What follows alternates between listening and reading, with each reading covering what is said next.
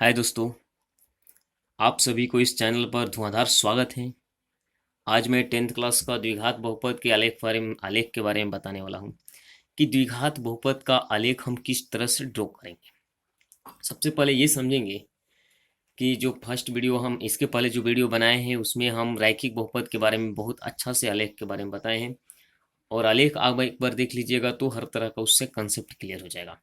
तो आज मैं ये कंसेप्ट द्विघात बहुपद का कंसेप्ट क्लियर करने वाला हूँ जो आलेख से संबंधित है। चलिए, आप सभी जानते हैं कि हम इसको फर्स्ट वीडियो में ये बताए थे कि जो द्विघात बहुपद का रूप होता है वो एक एक्स के पावर 2 बी एक्स प्लस सी होता है, यही रूप होता है।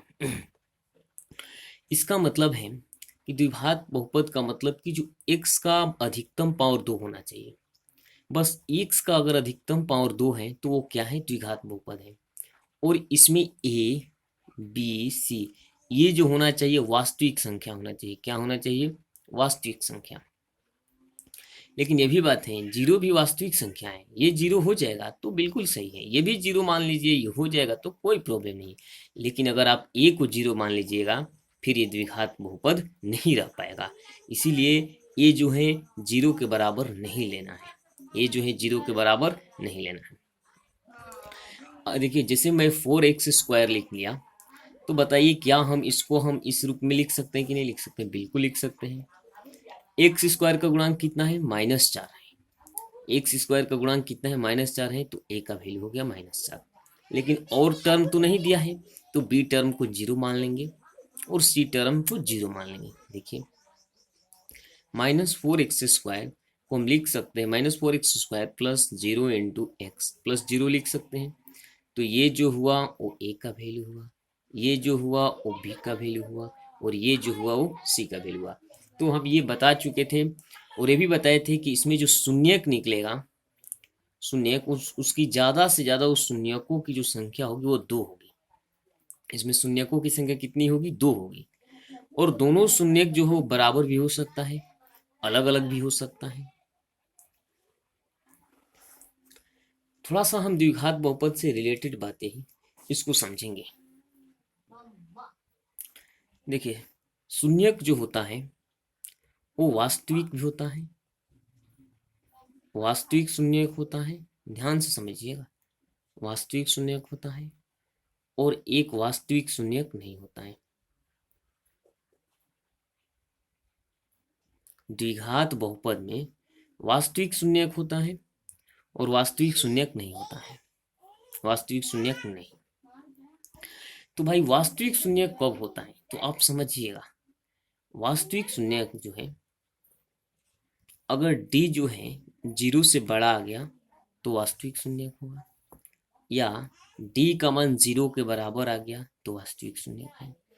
डी का मान जीरो से बड़ा, इसका मतलब है कि 1 2 3 4 5 हो, और जीरो के बराबर माने डी का वैल्यू जीरो होना चाहिए। तो ऐसे हम शून्य को वास्तविक शून्य बोलेंगे।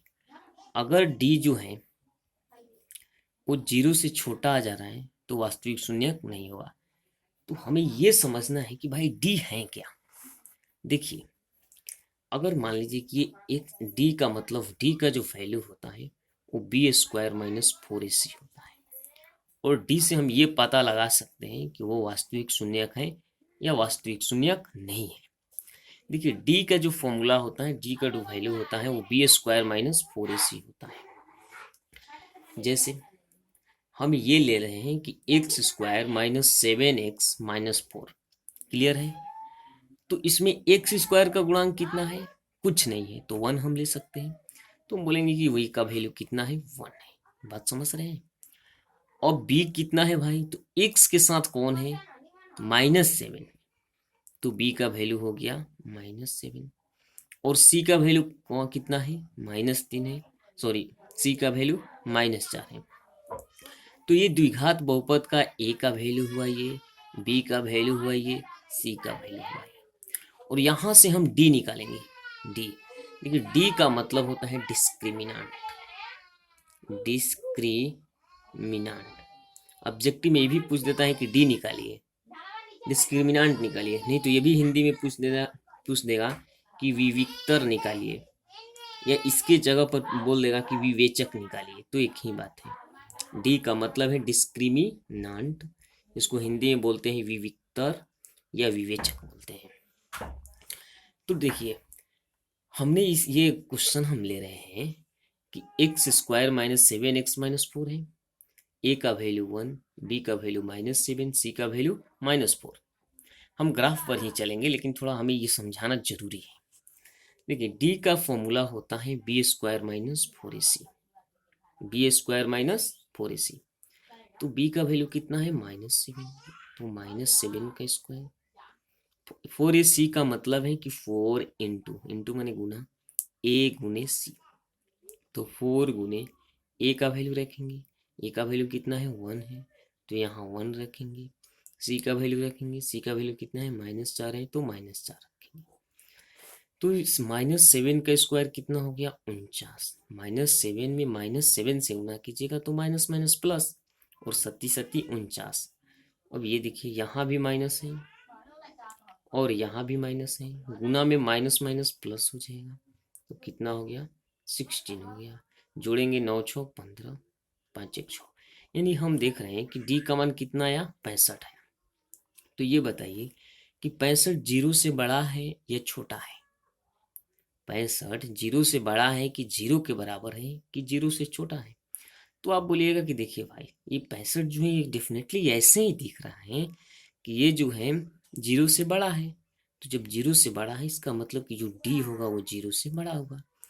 डी क्या हुआ, जीरो से बड़ा हुआ, तो इसका मतलब कि वास्तविक है, शून्यक जो है वास्तविक शून्यक है। शून्यक कैसा है, वास्तविक है, वास्तविक शून्यक है। बात समझ रहे हैं? अगर डी जीरो से बड़ा आ गया तो वास्तविक शून्यक, और डी जीरो के बराबर आ गया तो भी वास्तविक शून्यक। लेकिन वास्तविक अगर बड़ा आ गया तो वास्तविक शून्यक होगा, लेकिन वो असमान होगा, असमान होगा। असमान का मतलब कि दो शून्य, एक 2 है तो एक 3 है। इतना बात समझ में आ रहा है? देखिए, अगर मैं बोलूं कि डी का वैल्यू जीरो से बड़ा है, इसका मतलब समझ रहे हैं कि लिख दे रहा हूं कि डी का मान जीरो से बड़ा है, जीरो से बड़ा है। इसका मतलब ये है, जीरो से बड़ा है इसका मतलब 1 होगा, 2 होगा, 3 होगा। यानी जब इस तरह से है डी का मान, तो समझिए कि जो शून्यक होगा वो वास्तव में हम निकाल सकते हैं, यानी वास्तविक होगा। और कैसा होगा, तो असमान होगा, यानी वो भिन्न भिन्न होगा। अगर यही डी का मान अगर जीरो के बराबर आ गया, इसका मतलब तो जीरो के बराबर, तो वास्तविक ही होगा, वास्तविक होगा, लेकिन समान होगा, यानी बराबर होगा। अगर मान लीजिए कि कोई द्विघात बहुपद दिया है, उसमें डी का मान जीरो के बराबर आ गया, डी का मान जीरो के बराबर आ गया, तो समझिए कि वास्तविक शून्यक जो है वास्तविक है, लेकिन वो एक समान है। कोई दिक्कत? तो पिछली वीडियो में ये भी बताए थे कि अगर रैखिक बहुपद है, अगर रैखिक बहुपद है तो ये सीधी लाइन जाएगी। अगर आप ग्राफ खींचिएगा तो सीधी लाइन जाएगी, और एक अक्ष को एक बार जरूर मिलेगी, यानी एक अक्ष को क्या करेगी, एक अक्ष पर मिलेगी या एक अक्ष को काटेगी, एक अक्ष पर काटेगी। ये बात समझ रहे हैं? लेकिन अगर आप द्विघात बहुपद का आलेख खींचिएगा, द्विघात बहुपद का आलेख खींचिएगा, तो इसमें क्या होगा, एक अक्ष को नहीं भी काट सकती है, यानी 0 बार भी काट सकती है। एक अक्ष को एक बार भी काट सकती है, एक अक्ष को ज्यादा से ज्यादा 2 बार भी काट सकती है। बोलिए, ये बात समझ में आया? अगर आप द्विघात बहुपद का अगर आलेख आप खींचिएगा, अगर आप द्विघात बहुपद का आलेख खींचिएगा, तो एक अक्ष पर हो सकता है कि एक भी बार ना काटे, एक भी बार ना काटे। अगर द्विघात बहुपद का आलेख खींच रहे हैं तो एक अक्ष पर हो सकता है एक ही बार मिले, एक भी एक बार काटे, यानी एक ही बार स्पर्श करे। और ये भी हो सकता है कि द्विघात बहुपद में एक अक्ष को 2 बार भी मिले, तो कब 0 बार मिलेगी, कब एक बार और कब 2 बार, अभी हम समझा रहे हैं। इसलिए हम एक क्वेश्चन ले रहे हैं और मैं ये क्लियर कर दूंगा द्विघात बहुपद से, और हर कंसेप्ट ये द्विघात बहुपद से आपका क्लियर होगा। हम एक द्विघात बहुपद ले रहे हैं,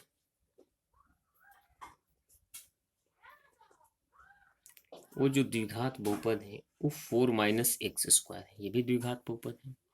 ठीक है, देखिए इसको हम मान लेते हैं कि y बराबर 4 - x², और इसका एक सारणी हम तैयार करते हैं, सारणी, मान सारणी। इसमें x का वैल्यू, इसमें y का वैल्यू, इस तरह से हम x का वैल्यू बहुत पुट कर सकते हैं, बहुत सारा, तो y का वैल्यू भी बहुत सारा निकलेगा। ठीक है, देखिए अगर मान लीजिए कि हम x का वैल्यू, हमें ऐसा डाटा रखना है ताकि थोड़ा हमें ग्राफ खींचने में किसी प्रकार का प्रॉब्लम ना हो, तो यहाँ हम x का मान अगर हम -3 रख रहे हैं, कितना, -3। देखिए तो अपने दिमाग से सोचिए कि अगर -3 रख रहे हैं तो x का स्क्वायर है, तो -3 का स्क्वायर कितना होता है, 9, तो 4 में से 9 गया, -5, यहाँ -5 आ गया। अगर हम x का वैल्यू -2 रख रहे हैं, तो देखिए -2 रखने का मतलब समझ रहे हैं ना, कि 4 माइनस -2 का स्क्वायर, तो 2 का स्क्वायर 4 होता है, तो 4 - 4 यानी कितना हुआ, 0। तो मेरे कहने का मतलब है कि अगर आप x का मान -2 रखते हैं, तो y का मान कितना आ रहा है, y का मान 0 आ रहा है। इसी प्रकार से हम -1 रखते हैं, तो -1 रखिएगा तो 1 होगा, और 4 में से 1 गया, 3। अगर आपको प्रॉब्लम है तो पिछले वाला वीडियो में देखिए, एक्स वाई के बारे में बहुत सा कंसेप्ट इसका क्लियर कर चुका हूँ। फिर यहाँ पर अगर आप 0 रख रहे हैं, तो एक्स का मान 0 रखिएगा तो फंक्शन 0, टर्म 0, और 4 में से 0 गया 4। अगर आप 1 रख रहे हैं, तो 1 रखिएगा तो ये 1 हुआ, 4 में से गया 3, और भी 1 2 ले लेते हैं। 2 रखिए तो 2 का स्क्वायर कितना हुआ, 4, तो 4 में से 4 गया 0, 2 रखेंगे तो 0। और इस तरह से हम अनंत ले सकते हैं, बात समझ रहे हैं ना, अनंत। अगर मान लीजिए कि हाँ आप 3 ले लिए, तो 3 रखेंगे तो 3 का 9, एंड 4 में से 9 गया -5। तो यहाँ पर देखिए, अगर हम इससे -3 और -5 से एक पॉइंट का निर्माण होगा, -3 और -5 से, -3 और -5 से एक पॉइंट का निर्माण होगा, फिर -2 और 0 से एक पॉइंट का निर्माण होगा, -1 और 3 से एक पॉइंट और निर्माण होगा, उसी प्रकार 0 4 लेंगे, उसी प्रकार 1 3 लेंगे, उसी प्रकार 2 0 लेंगे, बात समझ रहे ना, और उसी प्रकार 3 और -5 लेंगे, कोई दिक्कत। और इसको हमें ये देखना है कि भाई हम जब ग्राफ खींच रहे हैं तो ग्राफ किस, माने किस तरह का हो रहा है, किसके आकार का हो रहा है, हमें ये देखना है। चलिए हम एक्स एक्सिस ड्रॉ करते हैं, इसको हम एक्स एक्सिस बोलते हैं, एक्स अक्ष बोलते हैं, और इसको हम वाई एक्सिस बोलते हैं। तो हम ये देख रहे हैं कि इसमें मैक्सिमम 5 है, तो ऐसा डाटा लेना है लास्ट 5 ही तक ले, 1 2 3 4 5, ये 1 2 3 4 5, ये भी 1 2 3 4 5, इधर माइनस होता है -1 -2 -3 -4, ये भी माइनस होता है -1 -2 -3 -4 -5। चलिए अब हम खींचते हैं, देखिए -3 और -5 से एक बिंदु का निर्माण होगा। तो हम ये बताए थे कि ये जो फर्स्ट -3 आया है वो x का वैल्यू है, और जो बाद में -5 आया है वो y का वैल्यू है। तो x पर -3 देखना है, ये x है, x पर -3 बताइए कहाँ है, यहाँ है। ये एक उंगली से इसे पकड़ लीजिए कि -3 भाई यहाँ है, ठीक है, -3 कहाँ है, यहाँ है। अब हमें -5 देखना है, तो -5 कहाँ देखना है, y पर, तो भाई ये y एक्सिस है, तो -5 देखते हैं, यहाँ आ गया। देखिए तो इससे नीचे है ये, और इससे इधर लंबवत जाएंगे, इससे नीचे आएंगे, लेकिन लंबवत ही आना है, हम बात समझ रहे हैं ना। और इस 5 से इधर लंबवत हटेंगे, तो हमें एक यहाँ बिंदु मिला, और इस बिंदु का निर्देशांक कितना हुआ भाई, तो -3 और -5 हुआ। -3 और -5 हुआ। उसी प्रकार -2 और 0 को, तो ये तो और आसान है।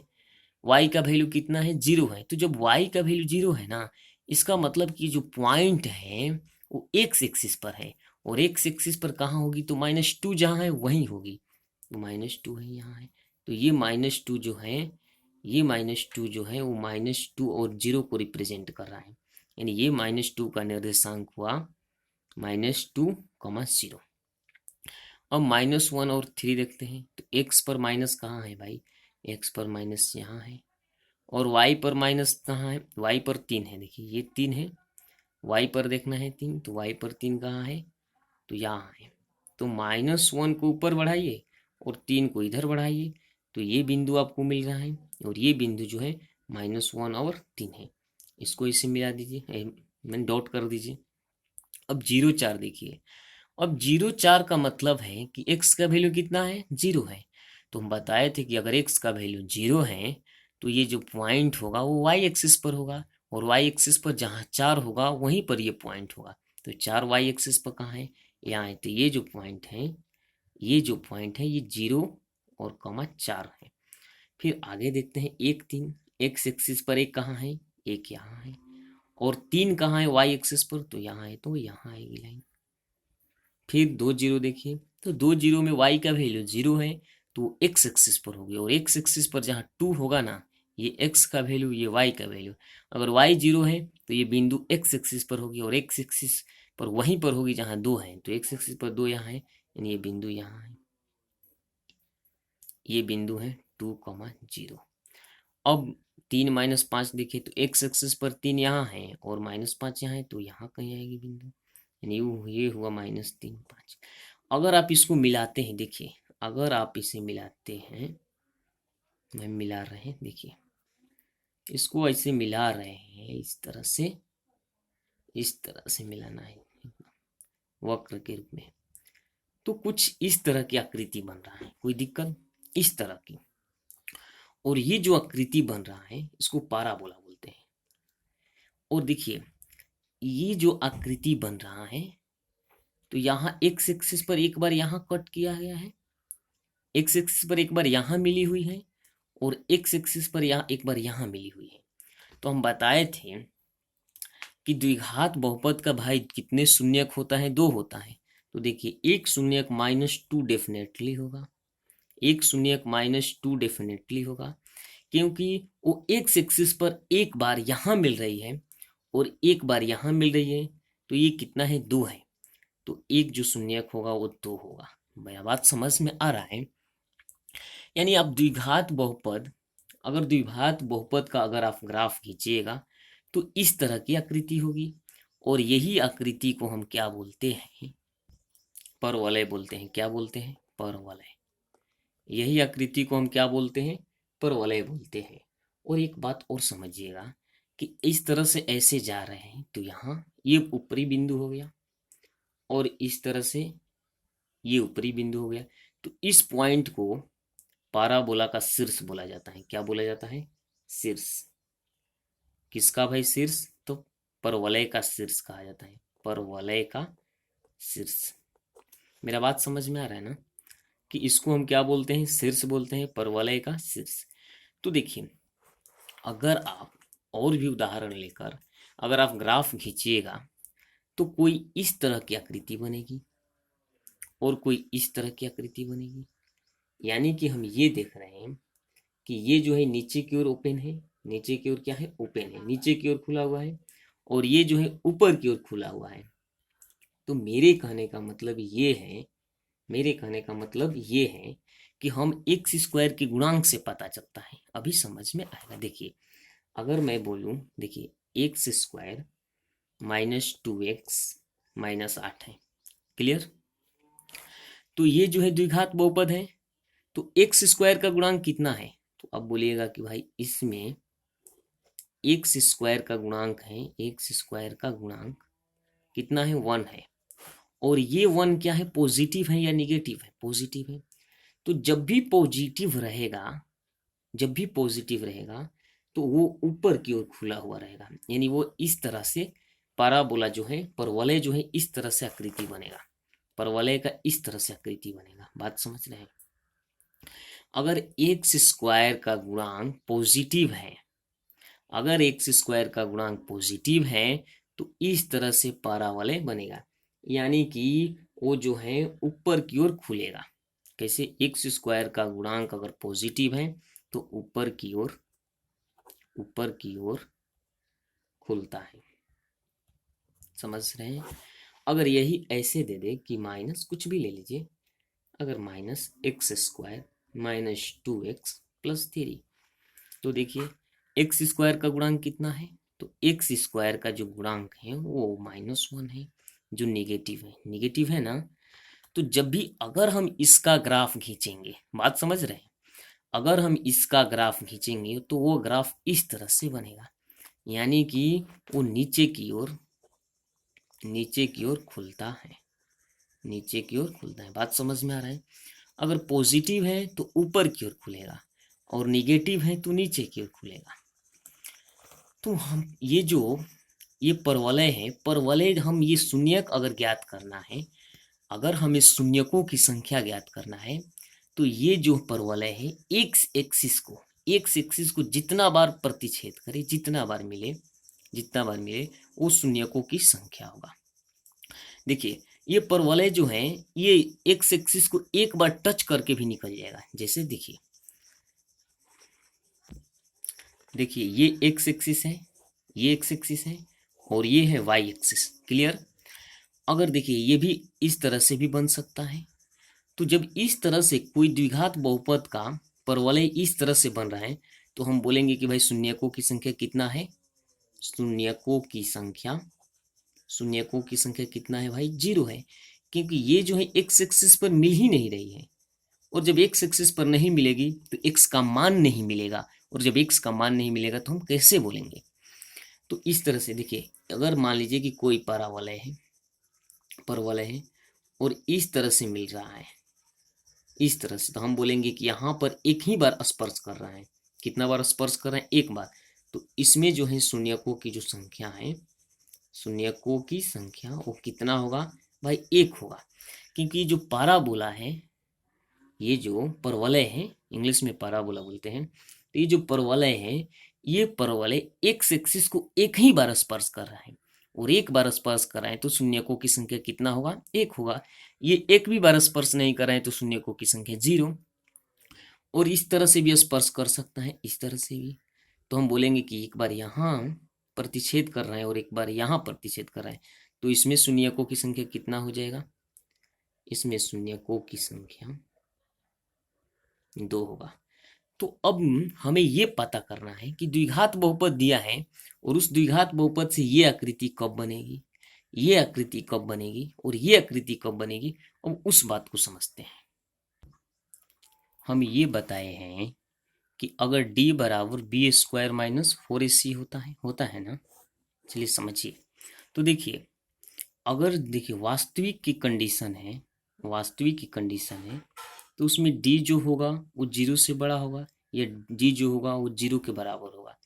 तो जब d जो है 0 के बराबर होगा तो इसका मतलब है कि इसमें जो 2 शून्यक मिलेगा और दोनों बराबर होगा, जो बराबर होगा। तो ये जो लाइन है, अगर आप इस द्विघात बहुपद का ग्राफ खींचिएगा तो एक्स एक्सिस पर, एक्स अक्ष पर एक बिंदु पर स्पर्श करेगी। बात समझ में आ रहा है ना? अगर कोई द्विघात बहुपद दिया है, अगर d बराबर 0 है, अभी इसको काटिए। अगर d बराबर 0 है तो अगर आप उसका ग्राफ खींचिएगा तो एक अक्ष पर एक बिंदु को स्पर्श करेगी। इस तरह से देखिए, मैं फिगर बना देता हूँ। ये एक्स एक्सिस है, ये वाई एक्सिस है, तो इस तरह से स्पर्श करेगी। यहाँ कर दी। बात समझ में आ रहा है ना? चलिए, अगर यही d जो है 0 से बड़ा है, अगर d 0 से बड़ा है, अगर आप उस स्थिति में अगर आप ग्राफ खींचते हैं तो एक्स अक्ष पर 2 बिंदु पर प्रतिच्छेद करेगी। क्या करेगी? प्रतिच्छेद करेगी। बात समझ में आ रहा है ना। डी 0 के बराबर है तो वो जो परवलय है वो x के एक बिंदु पर स्पर्श करेगी, और अगर डी 0 से बड़ा है तो x अक्ष के दो बिंदु पर प्रतिच्छेद करेगी। अगर डी जो है 0 से छोटा है, इसका आकृति ऐसे होगा, ये x एक्सिस, ये y एक्सिस, ठीक है। तो ये इस तरह से आकृति बनेगा। और कब ऊपर की ओर मुंह खुलेगा और कब नीचे की ओर खुलेगा ये भी बता चुके हैं। अगर डी जो है 0 से छोटा है, 0 से छोटा है, तो इसमें जो शून्यकों की संख्या होगा 0 होगा, इसलिए क्योंकि इसमें देखिए ये x अक्ष को किसी भी बिंदु पर न स्पर्श करेगी, न ही प्रतिच्छेद